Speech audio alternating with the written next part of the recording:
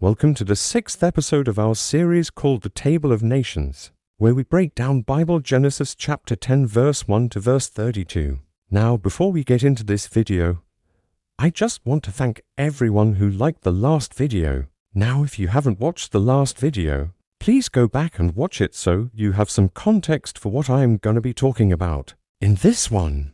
Also, if you haven't subscribed, go ahead and click that subscribe button so you never miss out on any future videos. And lastly, don't forget to like this video so that it can be recommended to others.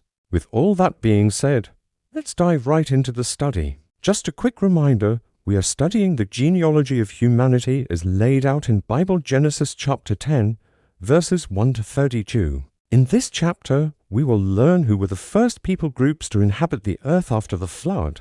This chapter is commonly referred to as the Table of Nations because it outlines the nations, or peoples descended from Noah's 3 sons, Shem, Ham and Japheth. So let's pick up where we left off. In the last video, we covered verses 1 to 14. So let's begin in Bible Genesis chapter 10, verse 15 and continue through verse 32. And we'll look at 2 things in this passage. Know. 1. The descendants of Ham, and number 2, the descendants of Japheth. Verse 15, and unto Ham, the father of Canaan, a nation, and unto him were born sons and daughters.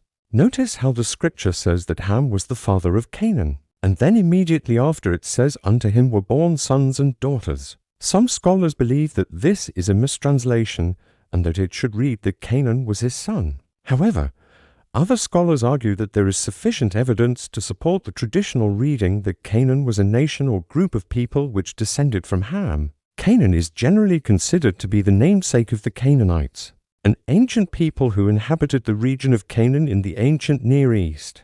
Interestingly, the term Canaan is often used interchangeably with the term Canaanite, suggesting that the inhabitants of Canaan were known as Canaanites. The Canaanites were a prominent group of people during the time of the biblical patriarchs, including Abraham, Isaac, and Jacob, and they continued to be a significant presence in the region throughout the Old Testament period. The region of Canaan, later known as Israel or Judah, became the ancestral homeland of the Israelites who descended from Jacob, also known as Israel. The exact origins and early history of the Canaanites remain somewhat enigmatic, but their presence in the historical record from the earliest biblical accounts provide valuable insights into the cultural and historical context of the ancient Near East. Verse 16, Arphaxad bore Shelah, and he dwelt in the tents of Shem, and he had sons and he had daughters. Verse 17, and Shelah bore Eber, and Eber. Unto him was born a son, whose name was Peleg. For in his days the earth was divided, and there went a separation into the east and into the west.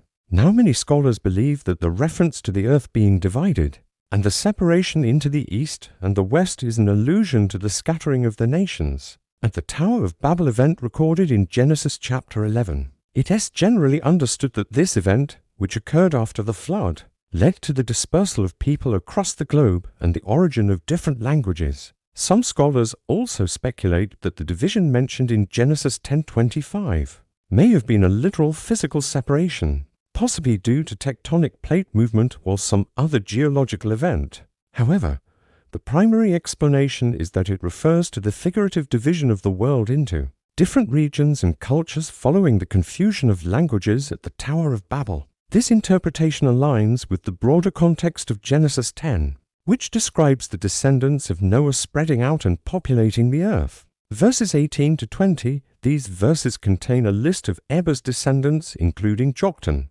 whose descendants are associated with Arabia. The mention of Joktan and his descendants provides a link to the genealogy of Shem, found in Genesis chapter 2, verses 11 to 25. It is important to note that these genealogical lists in Genesis chapters 2 and 10 may not be entirely comprehensive. Rather, they likely represent key ancestral figures from whom various lineages and family groups descended.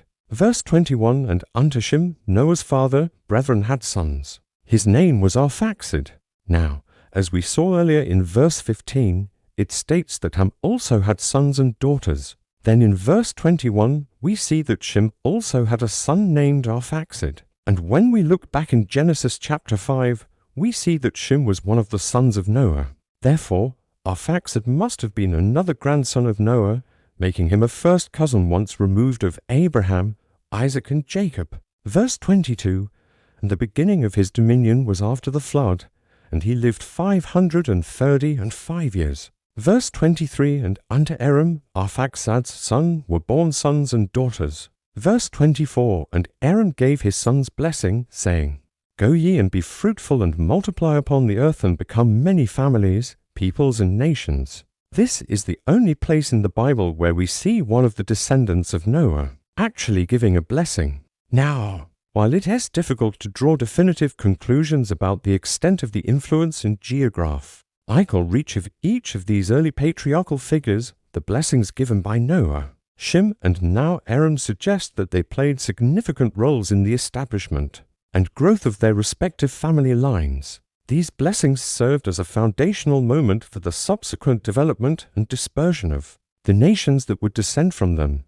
Verses 25 to 29. These verses detail the descendants of Aram, including the sons of Uz, the Hulsh, Gether, and Mash. The mention of Uz here aligns with the Uz mentioned as a grandson of Shem in Genesis chapter 5, indicating connections within the genealogical records. Verses 30 to 32 conclude the genealogical record of Ham's descendants. They include the descendants of Canaan, Cush, Mizraim, and Put, which may correspond to the regions or nations associated with these names. The descendants of Put included the Libyans and the people of the western desert.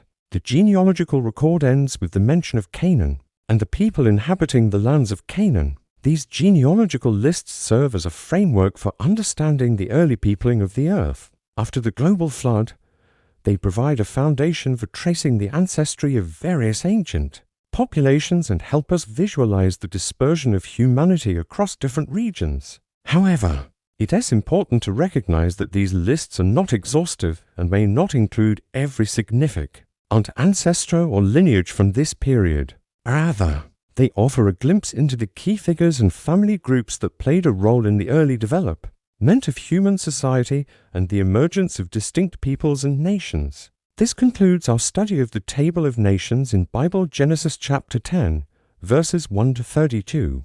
We hope that you've enjoyed this breakdown of the genealogy of humanity and the early peoples that inhabited the earth after the flood. Remember that this is part of a larger series, and we encourage you to explore the previous episodes to gain a deeper understanding of the origins of the human race and the early civilizations that emerged. If you have any questions or comments, feel free to leave them below. We'd love to hear from you and engage in discussions about these fascinating topics. Until next time, thanks for joining us on this journey through the Scriptures.